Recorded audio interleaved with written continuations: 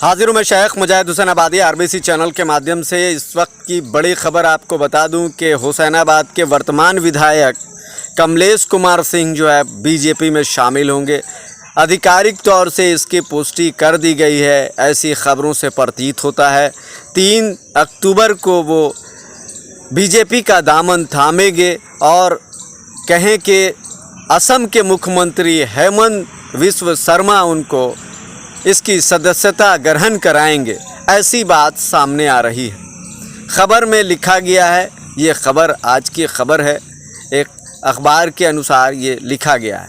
लेकिन सबसे बड़ी बात यह है कि बीजेपी में कहें कि अब एक भौचाल सा आ जाएगा, कहें कि एक बढ़ोतरी हो जाएगी और कहें कि बीजेपी की जो नदी का बहाव था उसमें बाढ़ सी आ जाएगी, तो गलत नहीं होगा। मैं इसलिए ऐसी बातें कह रहा हूं कि ऑलरेडी वहां पर कई बड़े नेता और कई बड़े चेहरे ऐसे हैं जो विधानसभा के इच्छुक हैं, हुसैनाबाद हरियरगंज विधानसभा से लड़ने के लिए तत्पर हैं, तैयार हैं और वो अपने कार्य करते हुए भी देखे जा रहे हैं। जैसे में आप देख लें वर्तमान स्थिति को देख करके, विनोद कुमार सिंह पूर्व में भी बीजेपी के सदस्य रहे थे और बीजेपी उनको टिकट नहीं दी थी, लेकिन अंगूठी छाप से उन्होंने हुसैनाबाद विधानसभा का नेतृत्व करने के लिए लड़े थे और एक अच्छे वोट को भी उन्होंने प्रदर्शित किया था, ला करके दिखाया था। वहीं डॉक्टर संजय कर्नल सिंह को देखा जाए तो एक बड़े चेहरे के रूप में बीजेपी को टक्कर देने वाला चेहरा कहें कि अगर कोई नेता है तो बीजेपी में ही रह करके वो ऐसे प्रतीत होते हैं। उनके हाल के अगर शक्ति प्रदर्शन को देखें, मैं इसलिए शक्ति प्रदर्शन शब्द का यूज़ कर रहा हूं क्योंकि जिस दिन हैदरनगर में बीजेपी का कार्यक्रम था उसी दिन संजय कर्नल सिंह का भी कार्यक्रम हुसैनाबाद के अनुमंडलीय कर्पूरी मैदान में था। उन दोनों मंजर को देखने के बाद ये पता चलता है कि शक्ति प्रदर्शन में कर्नल संजय सिंह भारी दिखे। लेकिन अब सबसे बड़ा सवाल ये उठ रहा है, सबसे बड़ी बात ये सामने आ रही है कि अब वर्तमान विधायक कमलेश कुमार सिंह भी बीजेपी में शामिल हो रहे हैं।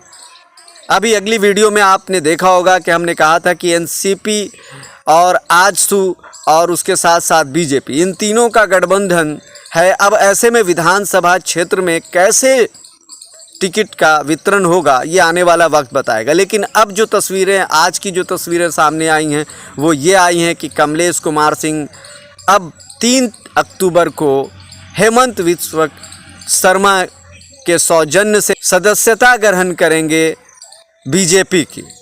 अब ऐसे में साथ साथ ये भी खबर जुड़ के सामने आ रही है कि उनके बेटे सूर्या सोनल सिंह के अलावा कई कार्यकर्ता भी वहाँ पे मौजूद होंगे। सूर्या सोनल सिंह भी शामिल होंगे बीजेपी में, इसकी पुष्टि अभी नहीं सामने आई है, अखबार ने नहीं लिखा है।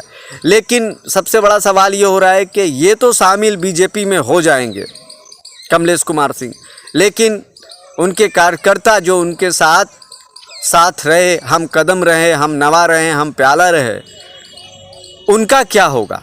जो बीजेपी माइंडेड नहीं हैं, जो बीजेपी कह लें कि बीजेपी की कार्यशैली या बीजेपी के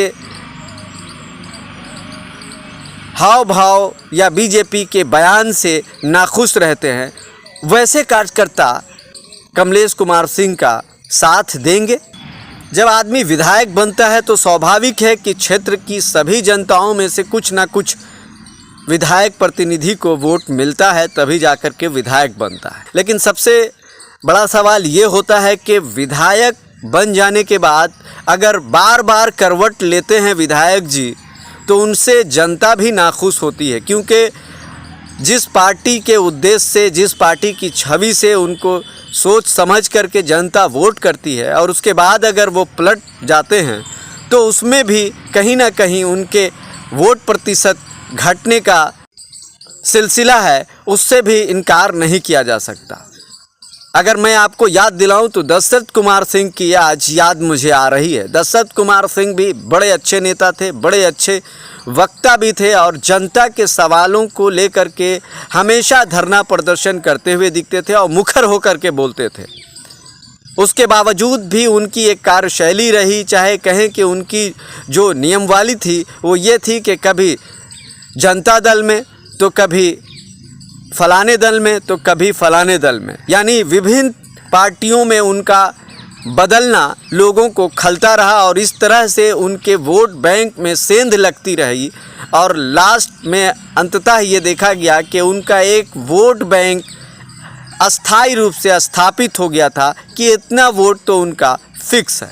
लेकिन राजनीति से किस कारणों से दूर हुए ये तो कहना मुश्किल है।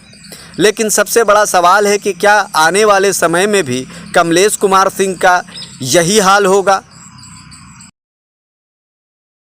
आपको क्या लगता है, कमलेश कुमार सिंह का बीजेपी में शामिल होना इस बार उनके लिए फ़ायदेमंद होगा या नुकसानदेह?